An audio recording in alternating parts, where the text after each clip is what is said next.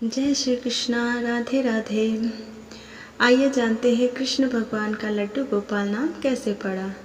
भगवान श्री कृष्ण के कई नाम हैं, श्याम, मोहन, बंसीधर, कान्हा और ना जाने कितने, लेकिन इनमें से एक प्रसिद्ध नाम है लड्डू गोपाल। क्या आपको पता है भगवान श्री कृष्ण का नाम लड्डू गोपाल क्यों पड़ा? तो आइए जानते हैं। ब्रज भूमि में बहुत समय पहले श्री कृष्ण के परम भक्त रहते थे, कुंभन दास जी। उनका एक पुत्र था रघुनंदन।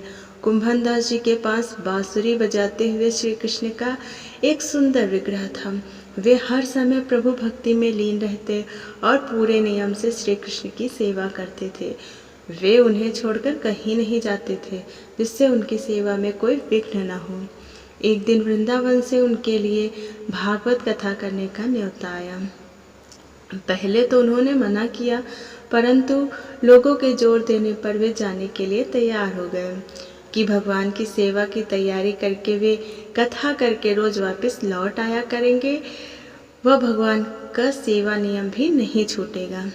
अपने पुत्र को उन्होंने समझा दिया कि भोग मैंने बना दिया है, तुम ठाकुर जी को समय पर भोग लगा देना, और वे चले गए। रघुनंदन ने भोजन की थाली ठाकुर जी के सामने रखी और सरल मन से आग्रह किया, ठाकुर जी आओ और भोग लगाओ। उसके बाल मन में यह छवि थी कि वे आकर अपने हाथों से भोजन करेंगे जैसे हम खाते हैं।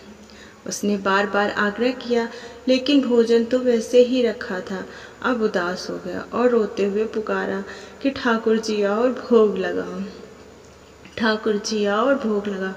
ठाकुर जी ने बालक का रूप धारण किया और भोजन करने बैठ गए, और रघुनंदन भी प्रसन्न हो गया। रात को कुंभन दास जी ने लौटकर पूछा कि भोग लगाया था बेटा? तो रघुनंदन ने कहा हाँ। उन्होंने प्रसाद मांगा तो पुत्र ने कहा ठाकुर जी ने सारा भोजन खा लिया है। उन्होंने सोचा बच्चे को भूख लगी होगी तो उसने खुद ही खा लिया होगा। अब तो ये रोज का नियम हो गया कि कुंभन दास जी भोजन की थाली लगाकर जाते और रघुनंदन जी ठाकुर जी को भोग लगाते। जब प्रसाद मांगते तो एक ही जवाब मिलता कि सारा भोजन उन्होंने खा लिया। कुंभन दास जी को अब लगने लगा कि पुत्र झूठ बोलने लगा है, लेकिन क्यों? उन्होंने उस दिन लड्डू बनाकर थाली में सजा दिए और छुपकर देखने लगे कि बच्चा क्या करता है।